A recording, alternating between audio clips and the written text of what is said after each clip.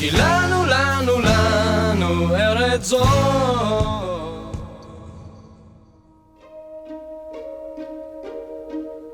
1897.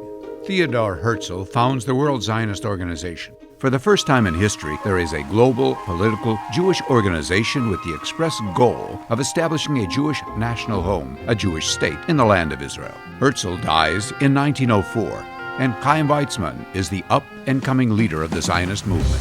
When World War I breaks out, Weizmann works with British authorities to ensure that once the Allies win the land of Israel and oust the Turkish Empire, the land of Israel would become the national homeland of the Jewish people. And indeed, on November 2nd, 1917, even before the land of Israel is entirely conquered by the Allies, the British Foreign Minister, Arthur James Balfour, declares that His Majesty's government views with favor the establishment of a national home for the Jewish people in the land of Israel. The Balfour Declaration is achieved thanks to enormous political effort by Chaim Weizmann and Nahum Sokolov. At the end of World War I, Britain receives a mandate by the League of Nations to exert administrative authority over the land of Israel, and promises to implement the Balfour Declaration. A few years later, in 1922, the Jews request that an administrative body be created to represent them to the British government. Chaim Weizmann, now serving as the president of the World Zionist Organization, understands that establishing a Jewish state requires more than the efforts of the 120,000 Jews living in the land of Israel. They must work together with the Jews of the world and unite the global Jewish people behind the cause. The Jewish Agency is established in 1929.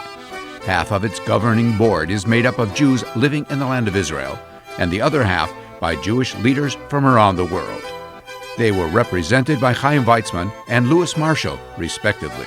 Immediately, the Jewish Agency begins its work.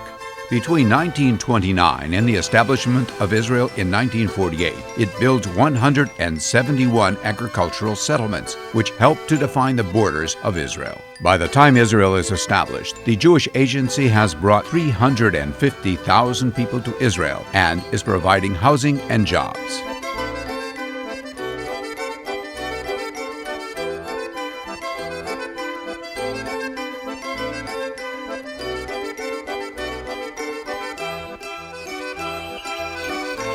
אחיכם הגדולים תשמרו הנגב, הגליל, אך ורק בזכות אבותיו והתיישבות. David Ben-Gurion is elected chairman of the Jewish Agency in 1935. At the outbreak of World War II, he famously announces that the Jewish people in the land of Israel will fight alongside the British against Nazi Germany, as if there were no white papers forbidding Jewish immigration to the land of Israel, and we will fight the white papers as if there were no war against the Nazis. The Jewish Agency recruits 135,000 Jews and sends them overseas to fight side by side with the Allied forces. At the same time, the Haganah acts on behalf of the Jewish Agency to protect Jewish population centers in the land of Israel, acquire weapons, and lay the groundwork for what would later become the Israel Defense Forces. Their commander-in-chief is Ben-Gurion, and a large cache of weapons is hidden under the Jewish Agency headquarters in Jerusalem. With the rise of Nazi Germany, in 1935, the Jewish Agency creates the Youth Aliyah movement, with the goal of saving children and teens from Germany and Central Europe, bringing them to the land of Israel and providing them vocational training. By the time the war starts, 5,000 young lives are spared during and just after the Holocaust. The Jewish Agency works industriously to build up the land. In 1937, it founds the Tel Aviv Development Organization. A year later, it builds the Tel Aviv port and founds the Mekorot Water Company. In 1945, it creates the shipping giant Zim.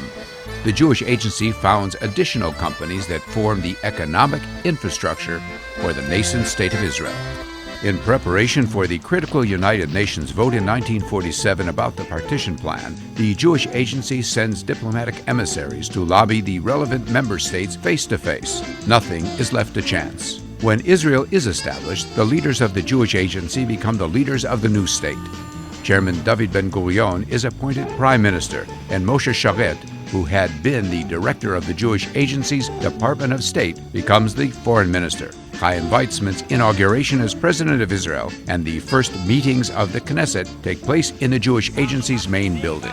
Now that there is a Jewish state, the role of the Jewish Agency changes. In 1952, the government and the Jewish Agency sign an agreement defining its responsibilities, which include settling the land, advocating for Israel around the world, providing Jewish education in the diaspora, and of course, promoting immigration. The Jewish Agency is responsible for all Aliyah operations, including those from refugee camps in Europe after the Holocaust, from Yemen in Operation Magic Carpet, from Iraq in Operation Ezra Benehemiah, from Iran in Operation Cyrus, and from Poland, Romania, Libya, Hungary, Egypt, and more. Hundreds of thousands of new immigrants arrive at nearly the same time. To facilitate construction of permanent housing, the Jewish Agency establishes Amigul, the country's largest public housing company, which provides housing to new immigrants.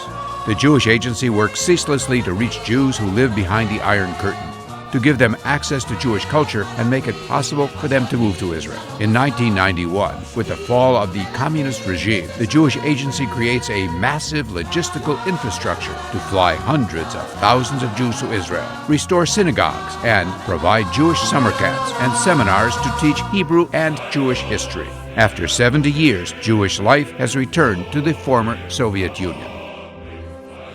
In 1984, conditions in Ethiopia are extremely harsh, but in the absence of diplomatic relations between Ethiopia and Israel, openly rescuing Ethiopian Jews is impossible. The Jewish Agency and the State of Israel work together to smuggle Jews to Israel through any possible means, including Operation Moses and Operation Solomon in 1991. Jewish Agency emissaries have succeeded in extracting the entire Jewish community. Today, most Jews live in free countries.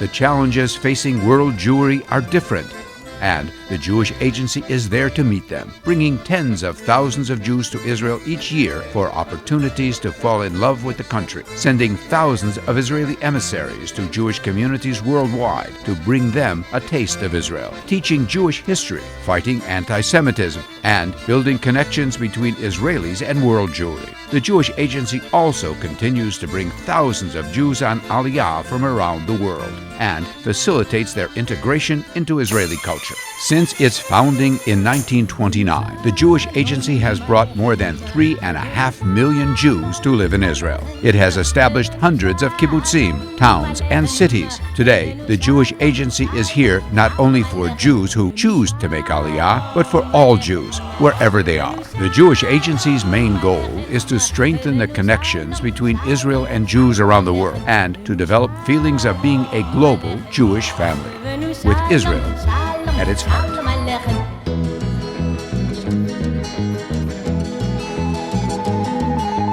הרצל וכל האדונים הנכבדים בבאזל יסדו את מדינת היהודים וולפסון ונורדו ואוסישקין התוסס ומוצקין בכל